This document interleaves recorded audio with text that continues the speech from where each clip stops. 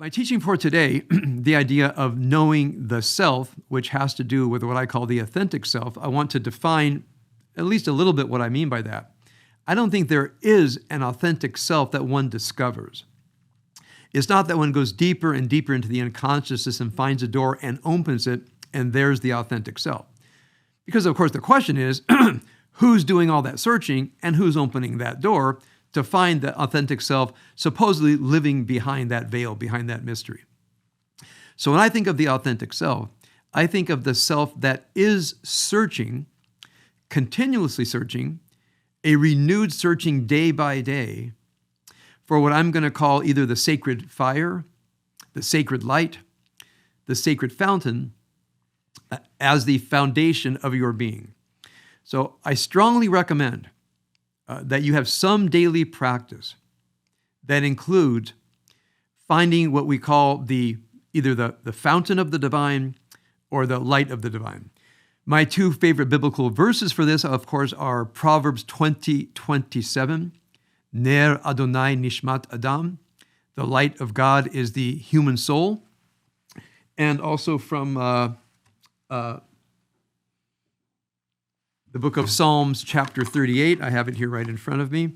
These are verses that you should at least memorize where they're found, and then I believe you should memorize these verses in the book of.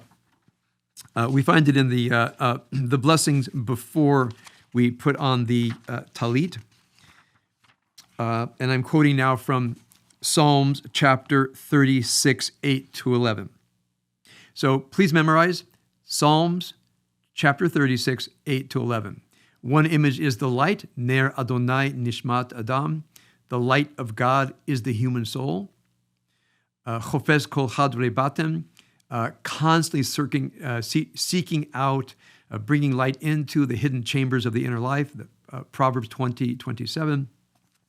And here you have, I'll read it in English. How precious is your loving kindness, O God. We take shelter under your wings. We feast on the abundance found in your house. You give us drink from the river of your delight. For with you is the fountain of life. By your light do we see light. Grant your loving kindness to those who love you, and your righteousness to the upright of heart.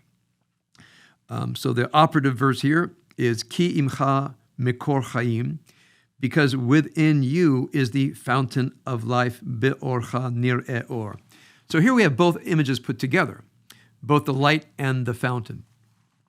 And what we're looking for experientially, and again, some people are born with the experience, some people find the experience somewhat effortlessly, and some have to work very, very hard to find it. I believe that anybody who seeks will find it.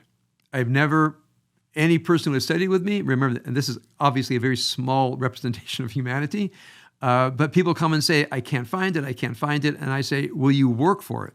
And I mean a half an hour a day for at least 6 months. I've never met a person who would put a half an hour a day for 6 months who did not find the sacred fountain or the sacred light. Experientially, it's not a theological experience. It's a phenomenological. It's an experience of something that exists clearly through the lenses of our own being and clearly through our lenses of our own metaphors. The metaphor that came to me is that the fountain metaphor. I'm living on the surface of the earth. As I wrote in today's Torah portion, and you see this also in Jeremiah and Isaiah, of the Sinai desert being a howling wasteland, that we're traversing a howling wasteland. And we know there are sacred waters beneath us, so we start to dig. And we dig, and we find granite. And then I change my metaphor that something like the human energy is a water drip on magnet.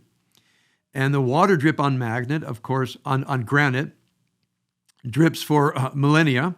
Here I'm putting it within the consciousness of the human being. And then there is a moment when you break through the granite and the fountain rushes up. It's an overwhelming experience when the fountain rushes into you. There's nothing to do. It's not a voice. It's not God's guidance. It's being swept up into the ocean of experience. And the other one, of course, is the light. And that oftentimes is more of a meditating up experience, which is meditating up through different stages of being. You'll find this in any Neoplatonic tradition, meaning meditating up through veils, up through emanations.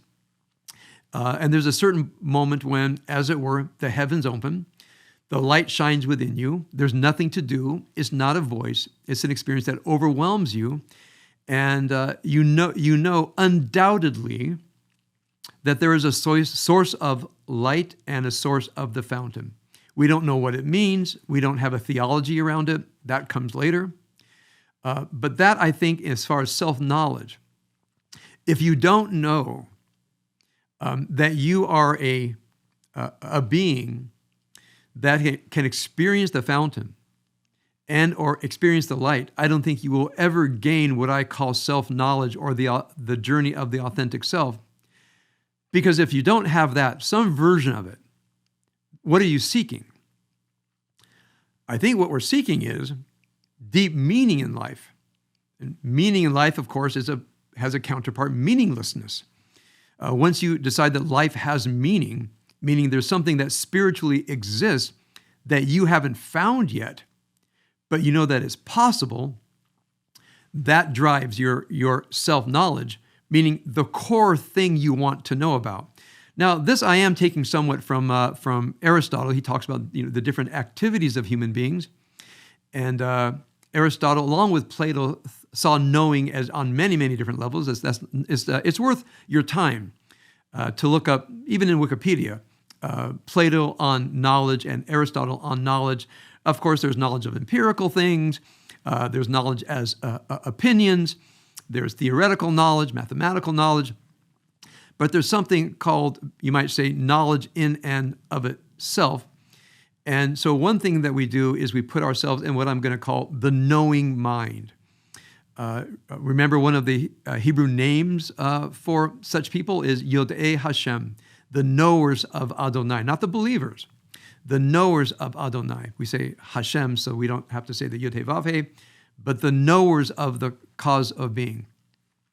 So you go, in my mind, you go from the overwhelming experience to a way of knowing, and the way that you know, your way of knowing, is the beginning of self-knowledge. The way that you know is the beginning of self-knowledge, and here you have some choices to make. I'll talk about love, justice, truth, and beauty. See, one way to know yourself in the world is put yourself in the knowing of chesed. I don't want to say love, because love oftentimes is immediately connected with romantic love and longing. I mean something like a state of mind where you have been benefited and gifted and experienced the grace of another human being. Somebody's presence has, in some indescribable way, made your life better. Such people we admire, we respect, sometimes we venerate, and we should always have sources in our life, and I'm sure you do. When you look at your history, it could be in your family, it could be teachers, people that you've met along the road. I remember when I first began to study these kinds of things, I was always on the lookout for the knowers. I think I was in about 10th grade, and my parents took us to the rebuilding of the London Bridge at Lake Havasu. Did y'all know that happened? They dismantled the London Bridge and shipped it to Lake Havasu, and there was a grand opening. And so we drove out there. There was this big party. My parents said, "Yeah, you're free. You're off the leash." And I found this guy. I was about 15, 16, and he was, probably well into his 30s. And we just started riffing. And I think I may have said, remember, I was already studying existentialism, Kant, and Sartre, and so forth. And we were riffing, and I just felt, oh, he's a knower. And I think he may have looked at me and said, well, you're a kid, but you're a knower. And we talked all night. This guy and I talked all night. And when the dawn came, I said, I got to get back to my family. He says, yeah, I got things to do. I don't remember his name. We were smart enough not to exchange phone numbers. But that was just, I remember it until this very day, that I had been in the presence of a knower, and I think he felt that he was in the presence of a knower. And when you're in the presence of a knower, the knowledge is undoubtable. Now, did I, quote, love him? I don't want to suggest that because it gives the wrong impression. Did I venerate that human being? Yes. Did I know that that human being channeled something that was true and beautiful and exquisite to my own being? Yes. So when I think of love, put out romantic love and think of the connection to other people. Freud would say the cathexis between us and other people that includes respect, admiration, of course, affection and romantic love, but that's not the essential part of this. Because people can romantically love somebody, but I don't think really love a person in spirit. That's sometimes why relationships suffer so terribly, is that our chemistry doesn't pay attention to the life of spirit. So when I say love, I want you to know I'm talking about a way of knowing people. It's also a way of knowing the world. That you sometimes, when I get to beauty, I'll talk about this a little bit more. Sometimes you're just walking along the way. Sometimes you're in nature and you feel, oddly, I love nature. I love this tree. I love this flower. The only word for it is something flowing out of you where you've gone into the presence of something that you venerate. Now, I also think we can love inanimate things. Sometimes when I go shopping, like Costco, and I see the great abundance, nothing like Costco. And, excuse me if I wax eloquent a little bit on the free market. How does that all get there? Nobody organized it. You have producers who are making things and selling them. You have people who are buying them and all the way down the chain. And somehow we consumers and the producers and the middle people have created this thing that came into being on its own. It's called the regulated free market. And I looked at all that abundance, and it's not created by the government. Hold on a second. My screen keeps shifting on me. Hold on. I'm going to pause here. Okay, I'm back. So sometimes I go there, and here's what I say involuntarily. I love America. So that's what I say. I love America. And for a simple reason, look at the abundance that we have created for ourselves in the reach of almost all people, and if not, we try to get them there. And if I think about it a little bit more, I think about America's influence after the Second World War, about the Marshall Plan, with all our stumblings, mistakes, and flaws. I love America. I love the endeavor of America. I remember when I was in the Marine Corps, one of our cadence was 1, 2, 3, 4. We love the Marine Corps. And I never really reflected on it. And I thought to myself, I do love the Marine Corps. We used to say, we love the Marine Corps, but the Marine Corps doesn't love you. And that was something that we said, okay, I can get over that. But what does it mean that I love this? Well, I love the sense of tradition. I love the sense of self-sacrifice. I love the sense of excellence and so forth.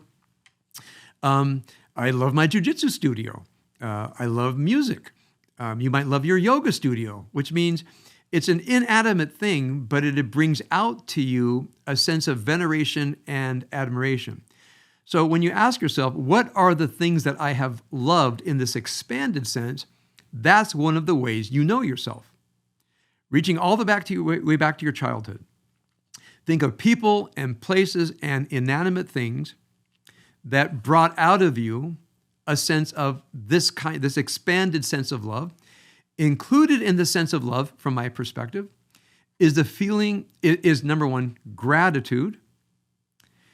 And I think for those of us who can operate at this higher level, a sense of debt, meaning the desire to serve. That if you could, you would benefit it. Whether it's a person, a place, you would guard it. If it's something that needs your support, you would support it. If it's an idea, you would work to expand the idea. But I think love, as the way that I'm talking about it, implies service. Love creates a moral duty. Love creates a moral debt, meaning you owe. If you love, you owe. And I mean this in the most beautiful sense of the word, because I think a core meaning of human life is duty. Now, duty goes through love, justice, truth, and beauty. Each one creates in us moral obligations, an authentic desire to serve, and in a moral sense, a kind of a moral debt, which means you have to pay that debt. You have to say, if I love something, I will be of service to it, and I have to be of service to it. So now, how to know yourself? Examine your autobiography of what you have loved in this expanded sense, from people to places to inanimate objects. And then ask yourself, have I paid my debt? Did I work to benefit that which I venerated, admired, and created benefit in my life? And there's many reasons why we don't. Number one, it doesn't occur to us. It just doesn't occur to us to say, some things in life certainly create human effort.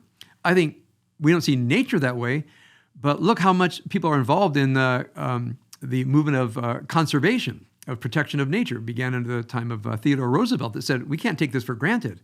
But notice the duty to protect this inanimate thing called nature. So nature does need protection. So part of what love is, love ultimately ends in duty. And the duty is a beautiful duty. And duty is part of what brings meaning and purpose to life. So if you want to know yourself, examine your history of what you have loved. And if you've never put it that way, you can do it now. You can run through your whole life and ask yourself, whom have I loved in this expanded sense? Ask yourself, at least theoretically, now when you look back at your life, did I incur some kind of moral debt, meaning in response to how I benefited? Maybe not. I mean, the only debt I feel to the Grand Canyon is to make sure that someone doesn't fill it up. But there are other things I think as I look back on my life, I didn't do enough. I wasn't wise enough. I didn't know that sense of what I have, that gratitude actually could have been translated into action.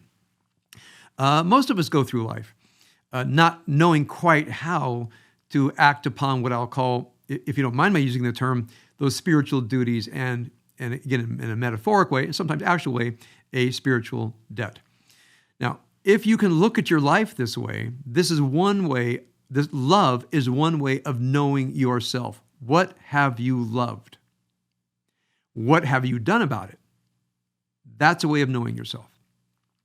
Another way of knowing yourself, remember, we're after the sacred fire, the sacred fountain. Another way of knowing yourself is justice. Now, many people have been very hurt in life by things that are unjust and unfair. Even people say, I don't believe in God, I don't believe in metaphysical ideas. Everything is just random. There's no meaning. These same people become extremely offended when something unjust has occurred. Now, I only bring this up when I'm teaching a group of people that want to know my conception of the divine, and I found the people that are angriest about that there is no God sometimes are the people most passionately involved in social justice. Okay? How do you figure that out?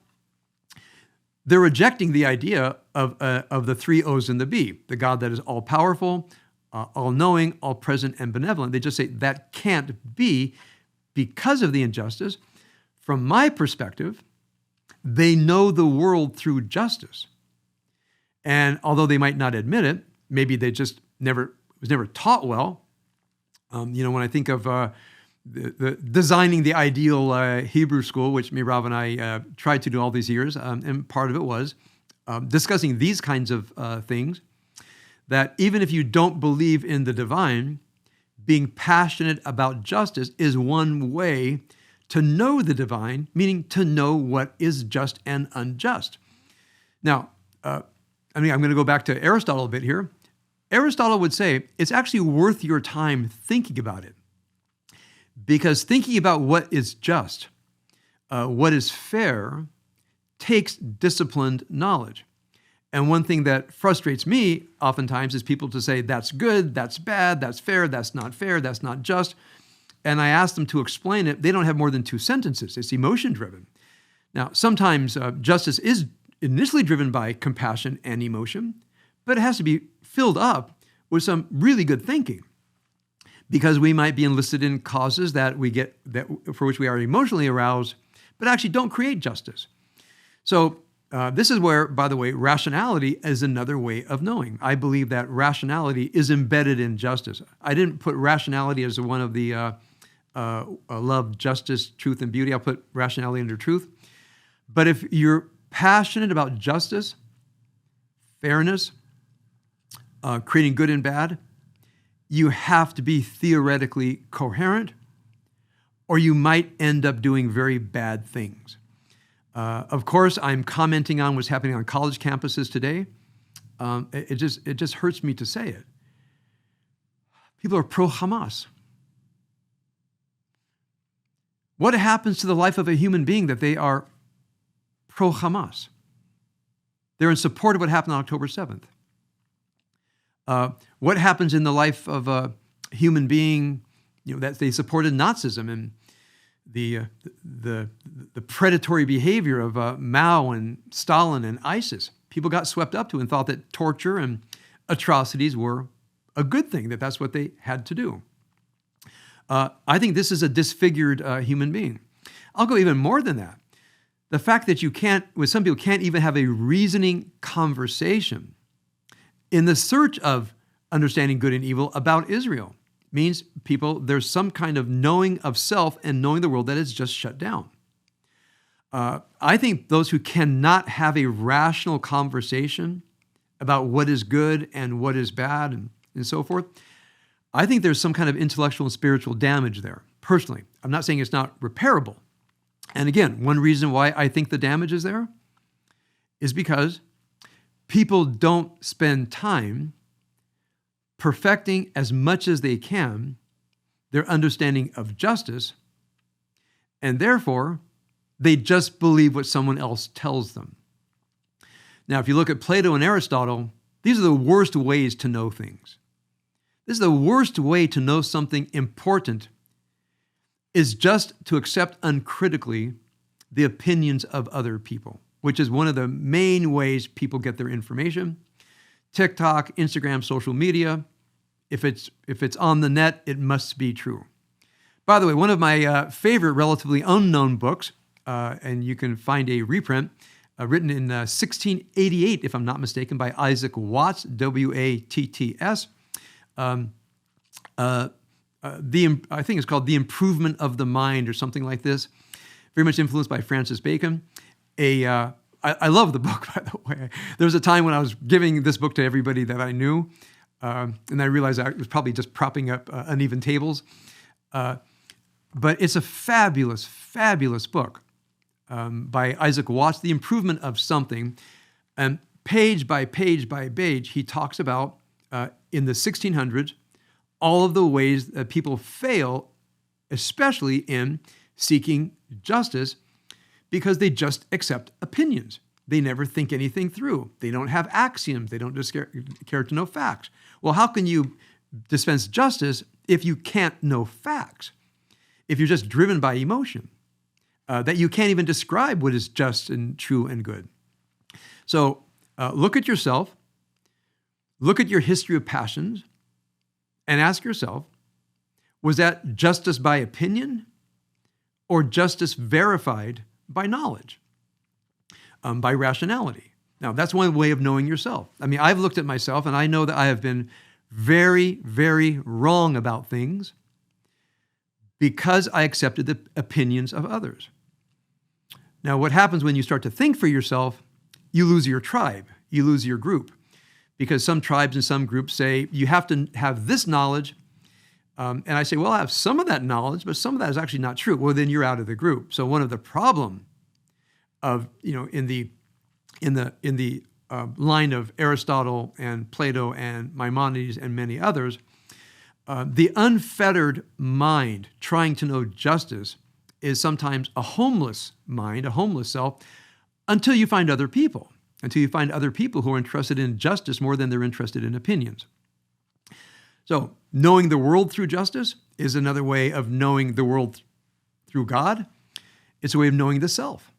And review what you know. Review yourself as a knower of knowing the world through love, knowing yourself through love. I'm going to save truth and beauty for next time. I just want to review very briefly what I've taught today. When one talks about self-knowledge, I don't want to suggest the idea that there is something called a self to know. But I use the term. But try to think, examine how myself knows. Now, knowledge here in the esteemed level in Plato and Aristotle, and I'll put Maimonides here, which is something sublime, something that one can apply to a local political issue all the way to the knowledge of God. Now, that's what we essentially are as human beings, is knowers. I mean, we're doers, and we're knowers. There's a few other things I could put in there, but right now I'm talking about the ways that we know. Now, this is a mysterious thing when I talk about you, which means who's doing the knowing. I won't go into that today. But there's something about the mystery of the will to engage in this authentic journey of knowing, examining each of these different parts I've taken straight from the Kabbalah, love, justice, truth, and beauty. You can use another system. And in some act of will, decide to knowing in this way. Decide to knowing using this tool. Now, I believe this kind of knowing animates the knowledge of the divine, because ultimately you have to ask yourself, you have to know there are actually better and worse ways to love. There are better and worse ways to advocate for justice. I mean, there's the ignorant, opinion-baited way, and and there's actually, you might say, the path of truth. Now, I say, well, then what is that? What is that standard for the better knowing of love, justice, truth, and beauty? Well, I'll call it the divine, call it whatever you want, but it is certainly not a human fabrication. So, by self-knowledge, again, I'm borrowing this from the Platonic, Aristotelian, and Maimonidean tradition of how you know the world, knowing as a sacred faculty. By the way, when you study Kabbalah, those of you who have studied Kabbalah will see this immediately. The upper three mystical sphirot are called Chokhmah, wisdom, which means the generative point of reality. Doesn't mean wisdom as we normally think about it. Its mate is Binah, which is means discernment in Hebrew, but here it means something like ramified reality. Chokhmah is the point in geometrically that does exist and does not exist until it has extension. So Binah is understood to be the extension of the generative point of reality. So we have the infinite, generative point, extended point, and then the lower seven sphirot. And Kabbalistic masters, especially in the Hasidic tradition, have asked, what's the connection between these two? What mediates between the higher sphirot and the lower seven sphirot? Because you have the three higher ones, the infinite, Chokhmah and Binah. Remember, they're labels. That's not how the words are understood in Kabbalah. And then the lower seven. What mediates between the upper three and the lower seven? Well, they call this the hidden sphira. The hidden sphira of da'at, of knowing. And by the way, this is a little question you can ask someone. Says, I'm studying Kabbalah. You can say, hey, that's wonderful. Can you describe the 10 sphirot? If they can't, they're not studying Kabbalah. I don't know what they're studying, but they're not studying Kabbalah. And if they can give you a rundown of the sphirot, they're studying Kabbalah. And then you can say, and what's the hidden sphira? They would say, oh, are we talking about da'at? I'm up and ready and willing to go into the deeper recesses of the idea of da'at. So the knowing is what connects the upper sphirot to the lower sphirot. Now, so for me, being, again, it's who's doing this knowing, who is knowing through love, justice, truth, and beauty. It's a very, very nuanced question, but I think there's a decision to know the world in these ways. I think that is the authentic self. Again, there's not an authentic self that is in a fixed position that you discover when you meditate. The image I used before was you open a door and there's your authentic self just sitting there, right? It's actually the person who is opening the doors, the person who is seeking out the dimensions of the soul. That is the authentic self.